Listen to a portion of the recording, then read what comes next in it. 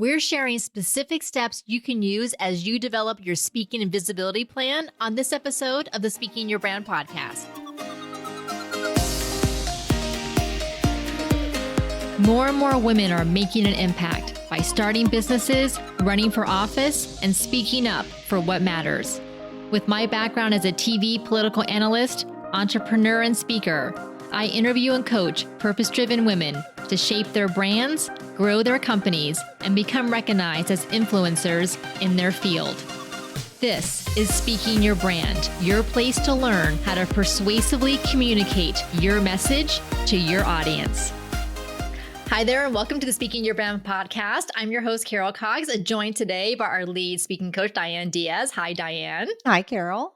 Well, happy new year. We are kicking off the new year talking about how to create a speaking and visibility plan for the year, because obviously I'm sure this is on your mind as thinking about what kind of speaking do you want to do? What kinds of events and conferences do you want to pitch at? Where are your ideal clients? Where are those audiences at? How can you pitch effectively? And how can you find those speaking engagements that are going to light you up? This is something that Diane and I do every single year. Towards the end of the year, we look back on the speaking engagements and the other visibility that we've done, whether it's podcast guesting, presenting at virtual groups, attending different events. And then we think about, well, which ones not only were effective, but which ones did we actually enjoy attending or speaking at? And then using that as a guide to think about what we want to do for the next year. And so, Diane, thinking about the speaking engagements that you did in 2023, which one or two lit you up the most? That's a good question. Well, I really loved the speaking engagement that I did at the Women's Executive Council, which is a local professional women's group. And that was on the magic of storytelling. And I loved that talk because, number one, I love to talk about storytelling. But second, because the audience was excited about the topic as well, because I think it's a topic that's not often delivered to groups like that.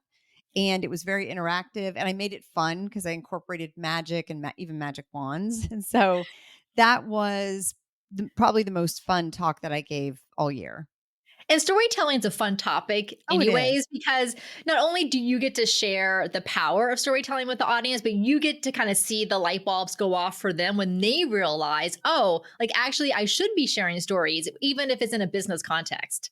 Absolutely. And in the talk, I had, of course, audience engagement, had them do some activities, and then asked people to share the stories that they had crafted. And they did so well. And the rest of the people hearing them share that story, they were just blown away by it. So it really just worked on so many fronts and was so engaging and fun. So then that says we need to find some more speaking engagements for you in 2024 that have to do around the topic of storytelling and obviously also personal branding, since I know that's also another area that you speak about a lot.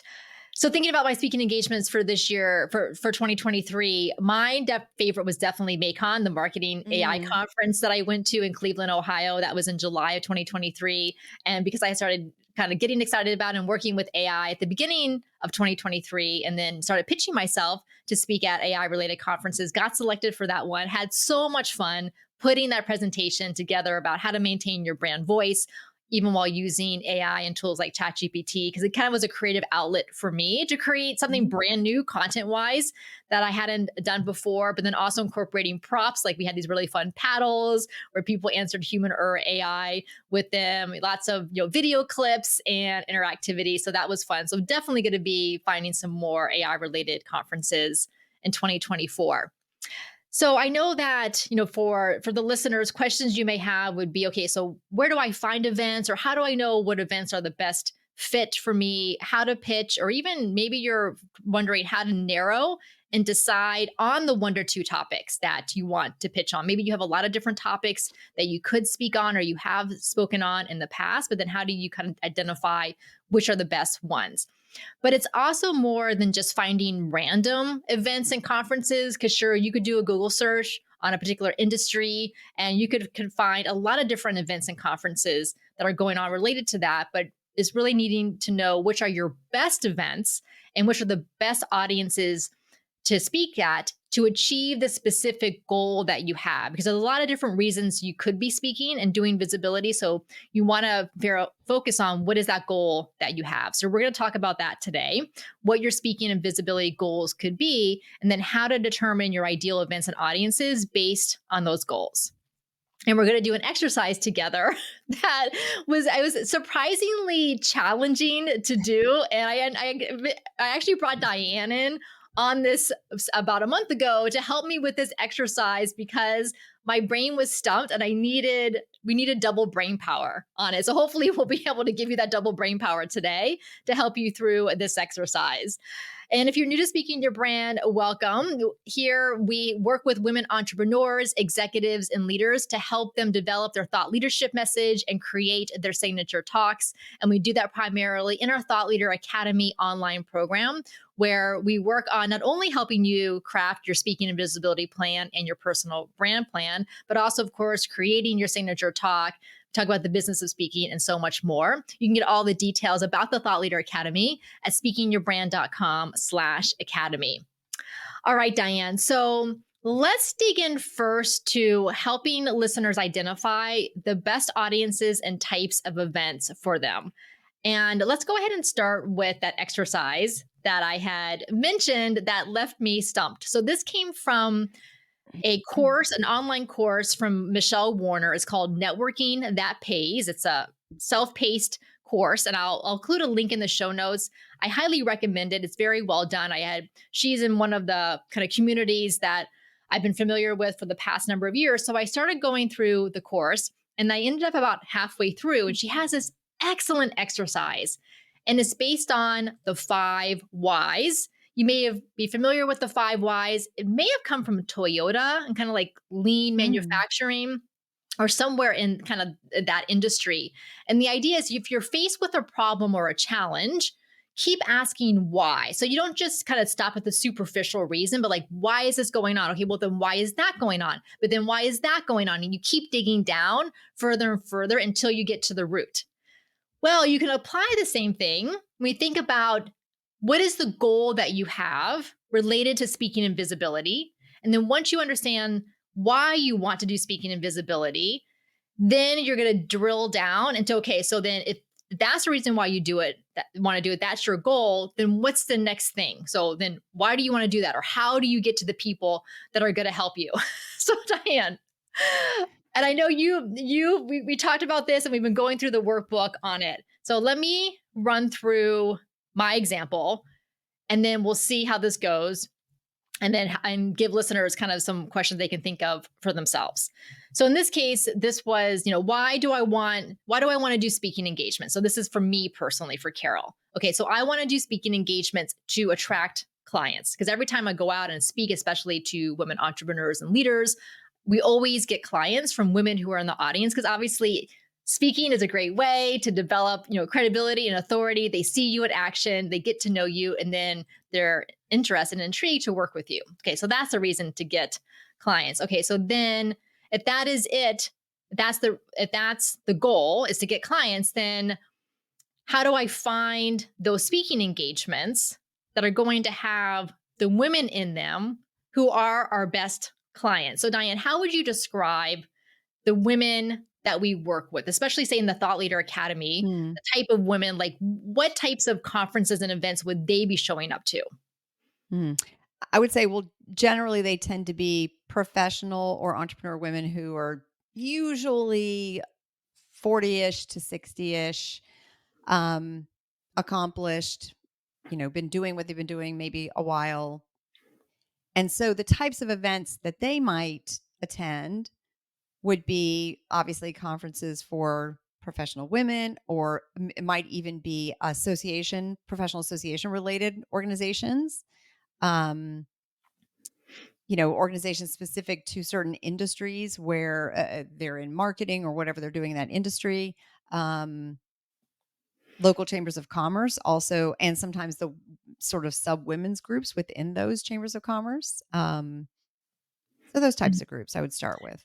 Yes. And so understanding not only, okay, it's professional women, entrepreneurial women, but like you mentioned, in a certain age group, because that tends to be they're in a certain place in their business and their Hmm. career where this speaking and thought leadership is they're ready for it and they want to do Hmm. it. So then that tells us that even though going to speak to college age women, we may want to do that as a way to give back, but Hmm. knowing that that's the reason we're doing it, the goal is not to get clients from there. The goal would be for something else, right? So Right. that's so thinking of that. Or say if you we have also a number of clients who are physicians, Yes. pharmacists, therapists, so kind of like in that health related Hmm. space. So like finding those events and conferences where those types of women go, yeah, knowing that it's probably not the academic conferences Right. that they're going to be at, or say like a conference put up by a pharmaceutical manufacturer. Like we're probably not going to show up and speak to the people there, but are there, like women in pediatrics. One of our clients runs a group called Women in Pediatrics for physicians, and so those are the types of groups. So that's why it's important to understand the goal you have for the speaking, and then thinking about, well, where are your clients at, where are they getting to? Okay, so we understand then, and those are the types of events that we would want to be speaking at. So then the question becomes, okay, so how do we actually get to speak there? Like what is the process to do that? So we've identified the types, and so then I would start, well, and the best way really is to build relationships with the Hmm. people who put on those groups and put on Yes. those events, because you're not networking or finding the clients. Like you're not trying to network with the people who are going to be in the audience. You want to network and build relationships with the people who are running the events. So Diane, Yes. what has worked well for you in that way? Hmm. I would say, well, on a local level, actually attending organizations' meetings. So, for example, if I'm using the talk I gave at Women's Executive Council, my going to those meetings and meeting the president of the group, who is the one of the people who looks for speakers for the group, right? So, when you're attending the events and you can get a feel for the types of speakers they have, and then yes, you could potentially get clients by talking one on one with women in the group. But if you can get a speaking engagement to speak in front of the group, then you can speak to more people. But that requires you getting to know the people who look for the speakers, right? So I need to look for more groups like that and get connected with the people who are looking for the speakers for those groups. And there's an association called MPI, Meeting Yes. Planners International, and they Hmm. have chapters all over the place. They have a chapter here in Orlando where we live. So those are literally meeting planners. They're event organizers. That's what they do. So Hmm. we can, number one, go to attend the events that they're having locally to kind of get to know the people who show up, but then offer to speak. Maybe we could do a session for them on like how to identify the best speakers for your Yes. event. So then they get to know us in a way rather than just kind of pitching them cold emails and say, "Hey, can I come, keep me in mind if you need a speaker for your next event." Yes, I want to say in relation to that little known fact, I think most people are under the misconception that you have to be a member of certain groups to attend their luncheons. Now, some groups probably you do. A lot of groups, though, will have a member price and a non member price because they're looking to get new members. So they want to entice you to join the group, and that's how they're doing it. But that could be a good way for you, like with MPI. I don't know specifically if MPI does it. I'm guessing they do. You could attend as a non-member, and then this is going to get you starting to know, number one, what types of events they have where they look for speakers, also who's in the group and who are those people that are possibly then looking for speakers for other events, because they're meeting planners, this is what they're doing. So you can at least start to get a feel for who is in the group and how you can network with the right people to get to the ones who are looking for the speakers. Yeah, so that's perfect. So we're gonna go back here in just a little bit and kind of recap the different ways that we do this. But let me give you now a different example. So we talked about kind of your local community and local groups, and that's definitely where you should be spending some time there. And we'll come back and share some more tips related to that. But let me go to the AI space, which is different. So there's definitely local groups that I could speak about related to AI. There's like tech developer groups, but then I'm looking at conferences. So then I start start looking at, okay, what conferences are going to be going on in 2024 that number one, what I would like to attend anyways. So ones that are of interest to me. And so then I said, okay, do they have a call for speakers open, or do they have a date when they're going to open a call for speakers? So then I could just submit my speaking proposal, which I could do. But to give me a leg up, what would be better is to start interacting with those decision makers, to start interacting with the people who run the conference. So find them on LinkedIn, especially LinkedIn. Connect with them, start commenting genuinely on their post, right? Like share their content. That's good. If they have good content, share it. See if there's a way that you can kind of get to know them a little bit better. If you host a podcast, see if they want to be a guest on your podcast. That's an excellent way to build a relationship where it's an easy ask. So most people will say yes to being on a podcast because they know it's visibility for them. But now you have an opportunity to have a conversation with them versus can I just have a 30-minute call with you because I want to pitch myself to speak at your conference, which is, they'll be less likely maybe to say yes to that. So like, again, think about how can you start getting your face and name known to the decision makers well before you're pitching to speak there. Yes, and you might also consider a couple of things. There may be, depending on the conference, some opportunities to volunteer for the conference. So maybe there's something that you can provide where it's helpful to them, but then it kind of gets you in with the event organizers and the Good idea. conference organizers. So that's something to think about, if of course, if you have the time. And the other thing is, when you're looking for these conferences, some conferences are not, like in the AI example, they're not necessarily an AI conference, but there's a conference where there's an AI track. It's because they're trying to teach the attendees something related to AI. So I would suggest some conferences will say, they'll have a page on there about the conference and they'll say, training sessions in the past have included, or we're looking for training sessions that include, and then they'll have this listing of different topics. And so sometimes you'll find one and you will think, well, that's interesting. I didn't think this group would be interested in AI, but oh, look, I can talk about that. Let me submit to this conference. So be on the lookout for all of those things.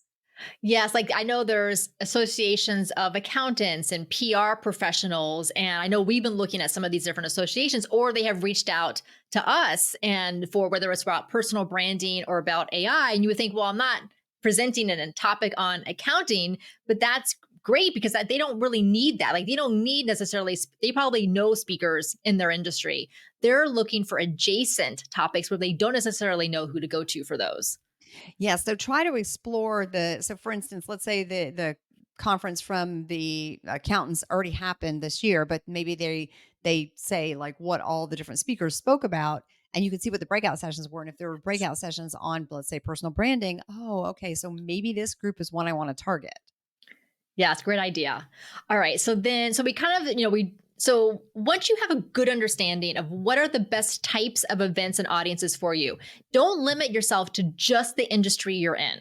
So again, like go to accounting and PR and engineers and physicians, because depending on the work that you do and your speaking topic, it could run, it could be applicable to all those different things. And then we'll give you a way to kind of pitch yourself with a unique angle to those specific types of events.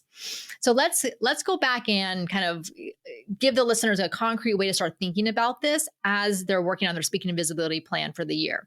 So the first thing, as we started with, is definitely find local events and groups to speak at. Because getting known in your local community, number one, you're going to build relationships that are going to last for years to come. Diane and I have relationships with event organizers and with women in the community that are 20 years old at this point. Basically, I've lived here in this area for 20 years. And I still see them at events. Like we still are in contact with each other. And I'm so grateful for that. So speak in your local community. You can search on Google, obviously with the name of your city or town or your area. Search on Eventbrite. Eventbrite oftentimes has a lot of event listings on there, so search there. Look at co-working spaces in your area. A lot of co-working spaces or membership groups have events going on. Professional associations, a lot of times they'll have local chapters. Also ask people who live in the area, just like reach out, say, hey, I'm looking for some groups that are kind of that do this thing or have these types of people in the audience. Do you have any that you would recommend that you know of? And then you're gonna have a list. Maybe your list has 5 on it, maybe it has 10 or 20. Pick 3. That's it. Just pick 3 groups to start with. And then just kind of maybe just say like which ones seem the most interesting to you. Like don't overthink it or overanalyze it. Just like which ones seem the most interesting and fit your schedule based on their when they're having their luncheons and their meetings, and then show up. Don't just send them an email to pitch to speak right off the bat. Show up at their events, get to know the other members, get to know the event organizers, be genuinely interested and contribute back to what they're doing. So then after you do that, you may end up out of those 3 initially, you may end up with one group that you really jive with. Like you really feel like this is a good fit for me. So keep investing time in them and then maybe go back to your list and find that another group. Maybe the other 2 didn't work out initially. Find that other group and then start attending them. But like pace it. Like you don't have to do this all within the first month of the year. Right, Diane? No, it's true. You could literally go to something every week or multiple times a week because there's so many groups and they all have luncheons. I mean, you could be so busy doing just that. You do want to be strategic about how you're doing it. And that's how I identified this Women's Executive Council that I really felt the connection with. So now I go to their meetings regularly. And then that frees up time. So maybe I tried out some other ones and I'm like, not quite a fit. That's freed up some time and I can explore some new ones and see if they're a fit too. And then that way you're being very strategic about how you're spending your time, where you're going. Exactly. And then once you start to kind of get to know the people who run the group, and then you've shown up a few times, and you can say something to like, I really have enjoyed this. I have a topic that I speak on that I think would be really valuable to your audience, to the members, and obviously kind of craft the angle of your topic to truly fit what you think would be of value and interest to them. And then just say, I'd be happy to come speak at your next luncheon or, your luncheon in 3 months or whatever it happens to be, and kind of try to get a date on the calendar. Oh, okay, I want Yeah, to go ahead. add two other things or other potential resources for looking for groups. One is that don't discount your local universities and colleges because they often have professional groups connected to the college that they're not full of college students, but they're full of business people going to these meetings. So junior colleges, senior universities, check those out. Also, if you have a large conference center, like we have the Orange County Convention Center here, they will often publish a list on their website of conventions coming to their space. So that'll give you an insight into local conventions. Because if maybe you're someone who doesn't want to travel for conventions, because there's often unpaid speaking, but if it's local, so explore what organizations are coming there and then go to those websites to check out what the conference is going to be, what sorts of tracks they're looking for and speakers and all of that. That's a great, excellent point. Yes. Yeah, I like the convention centers or like places where a lot of events tend to happen in your area. Yes. Yes, and we live in the Orlando area, so we have a lot of places like that, but almost every city has at least a place where a lot of events happen, so check out to see if they have a calendar on their website. Well, and speaking of conferences, so that's our kind of next bucket. So we talked about local groups. So let's talk about conferences. So as I mentioned, like searching Google is one of the best ways to find conferences. Mhm. Start with kind of the ones that you think would be most interesting to go to. Maybe you've heard other people have attended, or maybe you've heard other people who have spoken at particular conferences, and those are the ones that are interesting to you. When you're searching on Google, Diane, what do you find is effective for kind of either, because search results can get really, really long. Yes. Yes, actually, I was just doing this yesterday, so it's very timely here. I like to search rather than just conference. You can start with conferences, maybe conferences and then a topic, maybe something like if I was in the medical profession, medical conferences or something like that. But oftentimes what you're going to find is just a huge list of conferences. And it's like, then you have to dig through and find, is the call for speakers open? Do they even look for speakers? Who knows? I like to Google, and this is what I did yesterday, call for speakers and then a year. So 2024, because 2023 is over basically. So call for speakers 2024. And then because when a conference puts out a call for speakers, it's obviously on the internet. And so Google is searching on these terms. So then it's going to find those. And then I can go to that and see. Now, maybe I've missed the call for speakers. This happened yesterday. I missed the call for speakers for an upcoming conference that's happening in 2024. but it's like mid 2024. So they're already done selecting their speakers. But what I found when I went to their website, and you have to do some digging, I could sign up with my email to get notified when the call for speakers opens for so for 2025, which that call for speakers is going to open in 2024. Do I want to be on that list? Yes, I do. So I put my email on that list. So I'm going to get notified, and I also put it on my calendar as a reminder, but they're going to send out an email when they open it up for the 2025 conference. And I want to be on that list because I know this conference does trainings. It's in the real estate industry, but they do trainings on things like personal branding and, Mhm. techniques like storytelling and things like that. I want to be in there. I want to be able to submit for that. But yeah, that's a really good tip about saying call for speakers, because that will narrow you down quite a Yes. bit. Yes. Okay. Yeah. Definitely sign up for their email list so that you get notified, and then track those deadline dates. Like Diane said, in a calendar, we use Asana. So, you can assign a person and a due date. You use ClickUp, whatever it is that you happen to use, but it has to be something where the date is coming up. You get an alert, a notification sometime. Otherwise, you will forget that it is coming up. Yes. So definitely do that. And here's the other thing that's great about speaking at conferences, especially conferences, again, that you would already be interested in going to, is that I would say 90+% of conferences will give you a free ticket as a speaker if you've been selected to speak there. Now, we've had some cases recently which I've been very surprised at, where we have seen people get selected to speak at a conference. So they've submitted the application, they've been selected, and then the conference still wants them to pay the registration for the registration ticket. I never used to see that happen. I think it's probably kind of the after effects of the pandemic, and them not having been able to run live events, and obviously it's expensive to put on events. But I feel like as a speaker, you're providing they should be paying you, but that's a whole nother thing. Right. But for them not to give you a comp ticket Yes.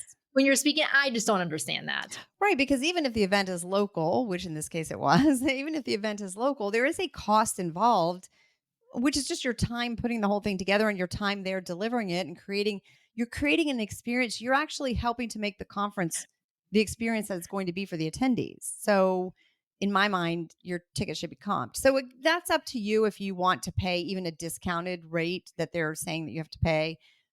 Um, yeah, so that's up to you. Yeah. But but just pay attention to that. Typically they will comp the ticket. I've spoken at numerous conferences and I've never paid for a ticket.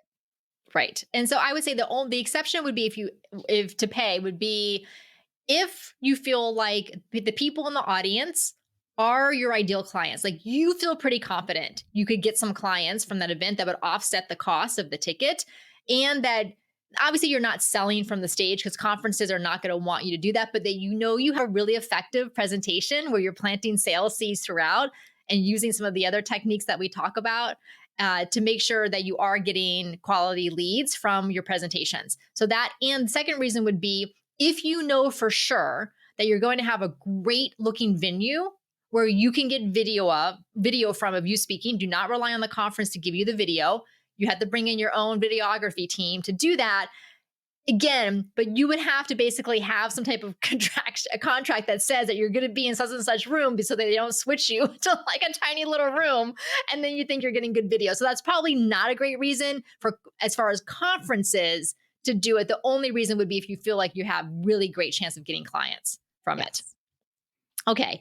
So then we talked about local groups, we talked about conferences. The other part of visibility is being a guest on podcast. Diane and I have been a guest on numerous podcasts over the years. A lot of the times people hear us on another podcast and then they come listen to this podcast because they are listening to podcasts, which is great. And a lot of them end up becoming clients, which we love, because when you listen to the podcast, you get to know us so well. Here's the thing about getting to be a guest on podcast. Back 5 years ago, having a company pitch on your behalf and send a whole bunch of emails out used to work. It did. Like, because podcasting was relatively new. There were a lot of podcast hosts needed guests. Like, they hadn't kind of refined their own podcasting strategy yet. That is no longer the case. Most podcast hosts, if they've been podcasting for a while, they know exactly the topics and exactly the kind of guests that their listeners want, that are going to provide listeners a value to their listeners.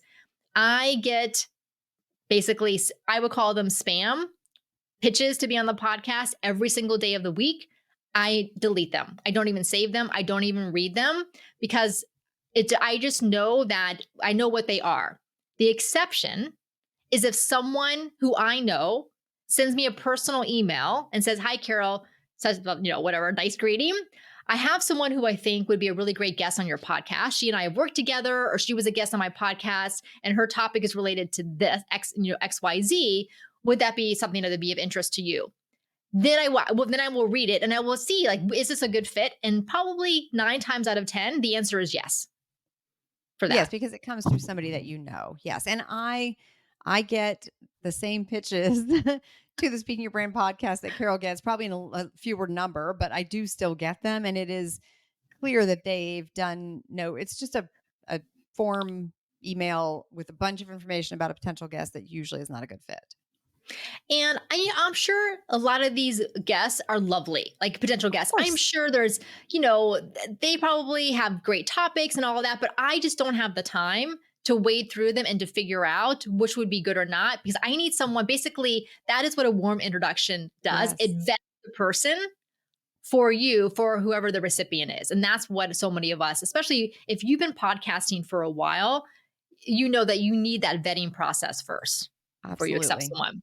All right. So then the fourth area for visibility. So we talked about speaking locally, finding conferences to speak at, finding podcasts to be a guest on. The fourth area we're going to talk about here is optimizing your LinkedIn profile.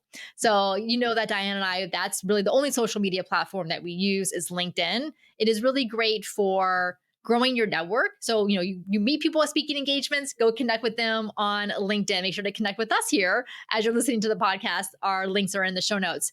Because then we like LinkedIn because it's a professional network. We can see what people are doing. We can see speaking engagements that they're doing. We can see conferences that they're attending that may be of interest to us or of interest to our clients that we can pass on. And so you want to make sure that you're optimizing your LinkedIn profile because we have gotten speaking invitations from event organizers who have searched and found us on LinkedIn based on the topics that we speak about because we've optimized our LinkedIn profile by putting things like keynote speaker, workshop facilitator in our headline and the about section and the experience section. Diane is an expert on this. We have a whole masterclass called LinkedIn for Speakers. It is so good. Everyone who's gone through it has raved about it because literally Diane shows you exactly what to do on each section of your LinkedIn profile, and then you just follow along. So in the Thought Leader Academy, you actually get that LinkedIn for Speakers masterclass as a bonus, and so that you can go through it. So definitely just make sure you at least have the word speaker in those key places on your LinkedIn profile. Anything else, Diane, regarding LinkedIn? Yes, I would say when you do a speaking engagement and before and after, and maybe even during, share on LinkedIn about it because you want to show evidence that you are a speaker. Yes, put it in your headline. Yes, you can under your experience section, you can create a second sort of role where you're keynote speaker and you can talk about that, but also share evidence of this, post about speaking somewhere. And also grow your network on LinkedIn because you'd be surprised if let's say, for instance, you want to be on podcasts, look at your LinkedIn network and find out who's a podcaster. I would be willing to bet all of us know at least 10 people who have podcasts because everybody has podcasts. So you can start there if you're looking for podcasts, but you've got to optimize your LinkedIn and start using it on a regular basis so that you can start to position yourself as a speaker. So then when other people see your LinkedIn profile, they know you're a speaker. In fact, you can even include in your background image on your profile page, and I have it on mine, an image of you speaking on a stage or in front of a group or leading a workshop or something like that. Again, evidence of you being a speaker. Okay, I'm so glad you mentioned that. And let me say, I have two bonus tips. The first bonus tip is for those of you who are reluctant to call yourself a Oh, speaker. yes. We hear this more, honestly, more than I would expect from a lot of the women that we talk to. And I feel like because so many women have this image of a speaker like a Tony Robbins, where they're on this gigantic stage in this huge auditorium with, thousands or maybe just hundreds of people in the audience with the lights and the fancy stuff every round. And that's what they see as a speaker. That is one type of speaker, but it's not everyone does not necessarily want to do that or need to do that. And so we always say that I would say 99% of you have done some type of public speaking in the past. You have facilitated workshops, whether it's for a company that you work for or for local groups that you've been a part of on behalf of your business. You have conducted Zoom presentations, presentations on Zoom, whether it's for your own clients, a group of clients, or for other people's groups. You've presented in front of, maybe team members at work. Like, you have been a public speaker. So please don't feel like, well, I can't put speaker on my LinkedIn profile because I'm not really a speaker. Yes, you are a speaker. Absolutely. Yes, we give you permission to say that you are a speaker. Now, my bonus tip for those of you who already know that you're a speaker, like you are actively doing it, you speak at groups, you speak at conferences, like you've got all of that down. So what I would encourage you to do, since you've already claimed that identity and you feel comfortable with that, is think for yourself, what is that next stage as a speaker that you don't feel so comfortable claiming for yourself? Maybe you feel really comfortable in those conference breakout sessions where they feel very tangible and tactical with the strategies that you're presenting. Maybe you love doing workshops, which I love doing workshops too. It's more intimate. You can have kind of that dialogue with the people there. But then maybe you feel a little bit less comfortable with the idea of being a keynote speaker or a TEDx speaker. Like, that maybe feels a little bit more intimidating to you. So for those of you who maybe are in that camp, start getting comfortable with calling yourself that. And you could even put it on your LinkedIn profile. I would encourage you to, even if you feel like you've never done a quote unquote keynote talk, you can still put it on your LinkedIn profile, because guess what? If you come join us in our Thought Leader Academy or our in-person retreat, we will help you to get that clarity and confidence and the skills so that you can put yourself out there as a keynote speaker. Absolutely. It's a really good thing to bring out in the open, Carol, because there is not a woman who has gone through Thought Leader Academy who has not at the end had such a boost in confidence about not only their ability to deliver an effective talk, but how they see themselves as a speaker, as a thought leader, as a keynote speaker, as a TED speaker. No one has ever gone through the Thought Leader Academy and said, well, I still don't believe it. Everyone comes out with it's miraculous to watch the transformation that happens throughout the time that they're in the Thought Leader Academy and see sort of the metamorphosis that they go through and the way their confidence changes. And then watching what they do after that, it's incredible. It is. And I agree with you. And in their graduation speeches, there's so many of them who say, like, I'm a speaker, like I'm a keynote speaker, or whatever it is that it happens to be that they want to claim for themselves. I love that. So if you would like to join us in the Thought Leader Academy, now is the time. 2024 is kicking off. And so you can work with us to create your signature talk from beginning to end. We do that with you one-on-one in a virtual VIP day. It's you with me or you with Diane. So you get your entire talk mapped out from beginning to end. Clients say that this is the best process they have ever gone through to create their talk, which then they can use again and again for other topics that they want to create. So you get that. Plus you get the weekly group calls, which are so much fun because you get to meet the other women in the group. You get to share experiences. You get to learn from each other, hear the other questions that they're asking. We talk about things, everything from developing your thought leadership message, how to tell great stories, the business of speaking. So what we talked about today, finding those speaking engagements, knowing what to charge for speaking engagements, knowing how to negotiate your fee. We talk about adding layers to your talk and a lot more. You can get all the details at speakingyourbrand.com/academy. Again, that's speakingyourbrand.com/academy. Diane, thank you so much for coming on the Speaking Your Brand podcast. Thank you, Carol. It was fun. Until next time, thanks for listening.